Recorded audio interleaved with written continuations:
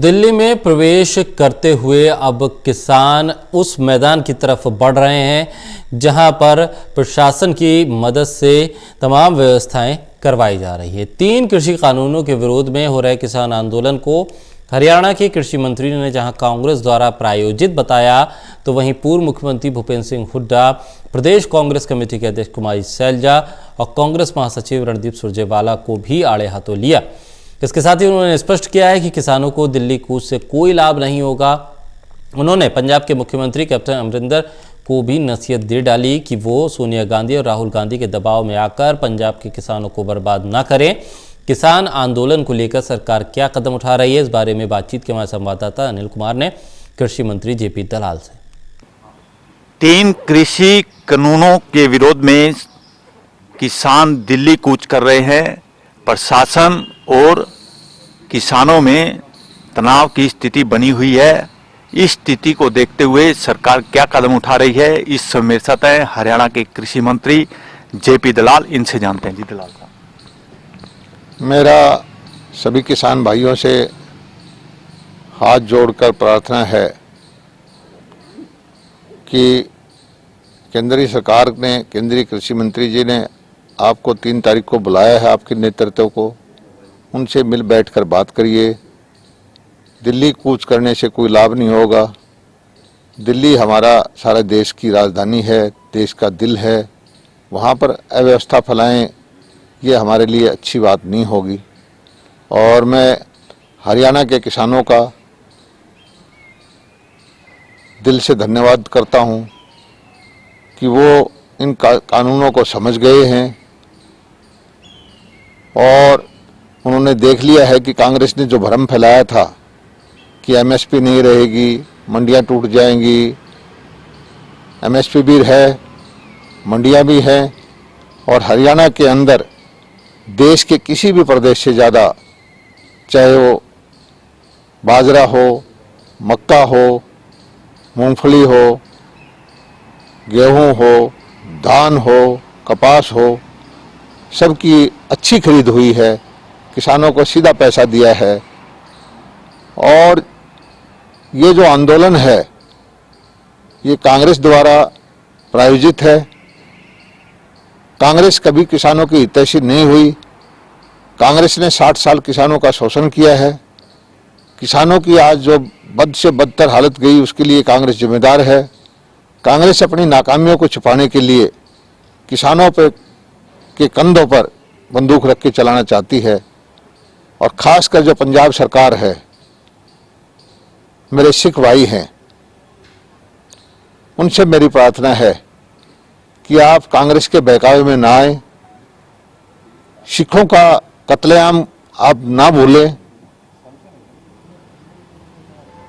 पंजाब को बर्बाद करने में कोई एक सबसे ज्यादा जिम्मेदार है तो वो कांग्रेस पार्टी है। मैं तो प्रार्थना करता हूं कैप्टन अमरिंदर सिंह जी से कि वो पंजाब के किसानों को बर्बाद ना करें। जो राहुल गांधी और सोनिया गांधी के आदेश को ना माने, क्योंकि अमरिंदर सिंह अपने हाथों से ऐसा काम नहीं करेंगे जिससे किसान बर्बाद हो। उनके ऊपर राहुल गांधी और सोनिया गांधी का दबाव है। तो मेरी ये प्रार्थना है कि इस अव्यवस्था को ना फैलाएं। राजधानी हमारी सबकी इकट्ठी राजधानी है, भारत के सब प्रदेशों की है। और ये कानून सारे देश के लिए बनाए थे। इसमें 60-70 साल में जो कुछ नहीं हुआ, तभी तो ये कुछ नया करने की इच्छा जागृत हुई। और किसानों में अगर इसका हित नहीं दिखाई देगा, नहीं लाभ होगा, तो और अच्छे कानून बनाएंगे और अच्छी चीज देंगे। हम कांग्रेस की तरह यथास्थिति वाले लोग नहीं हैं कि किसान की तरफ ध्यान ही ना दें। किसानी के लिए, खेती के लिए जो भी कुछ करना होगा, हमारे प्रधानमंत्री जी का लक्ष्य है कि किसान की आमदनी को 2022 तक दुगुना करना है। उसके लिए जो नीतियां बनानी होगी, हमारी केंद्रीय सरकार, हमारी प्रदेश सरकार उसको बनाएगी। तो किसानों की आमदनी बढ़ाने वाला कानून भी 100% करेंगे।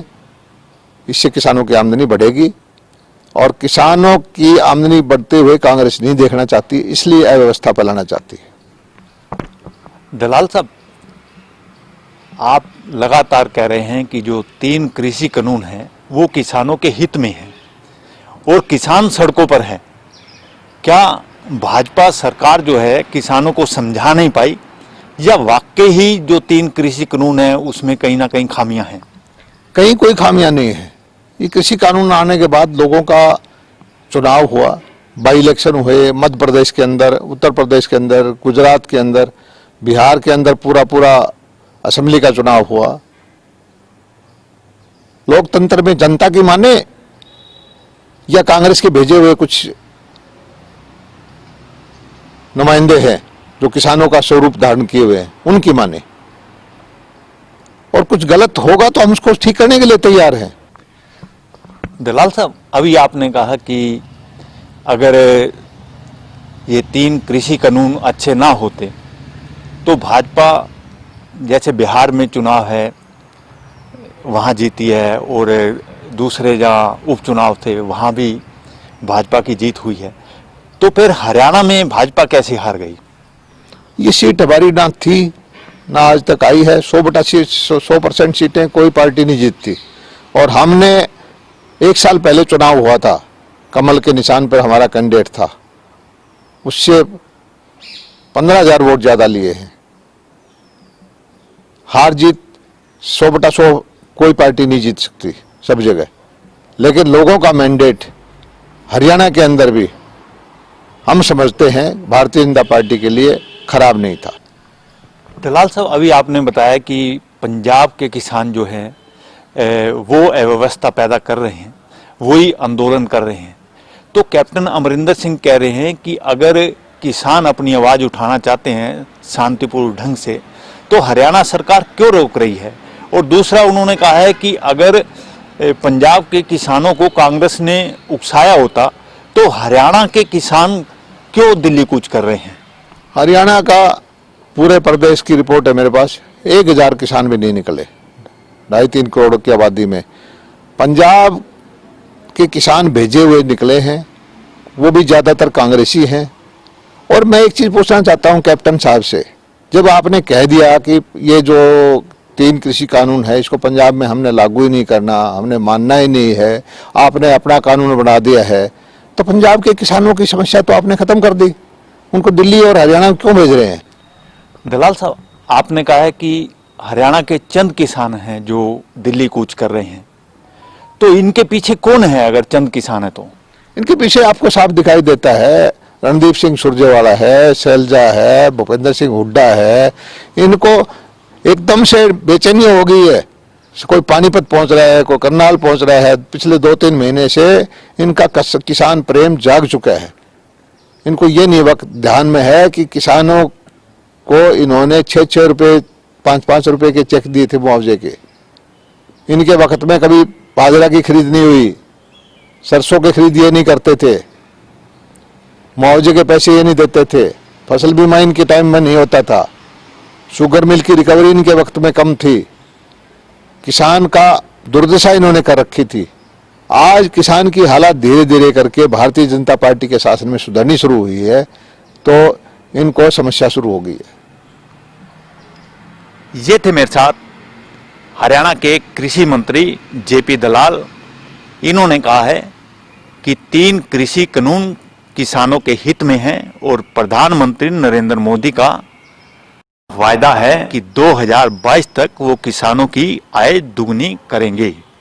इसके साथ साथ इन्होंने किसान आंदोलन को लेकर कांग्रेस पर भी निशाना साधा है। Anil Kumar, total news, Chandigarh.